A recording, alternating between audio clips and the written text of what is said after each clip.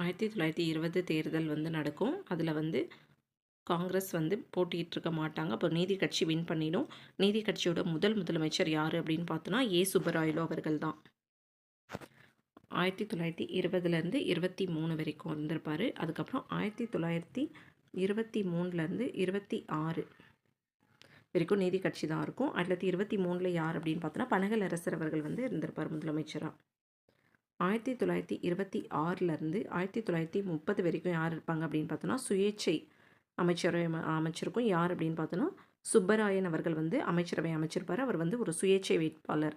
1926 தேர்தலில் வந்து சுயராஜ்ய கட்சியினர் வெற்றி பெற்றிருப்பாங்க. ஆனால் அமைச்சரவை வந்து அமைச்சிருக்க மாட்டாங்க.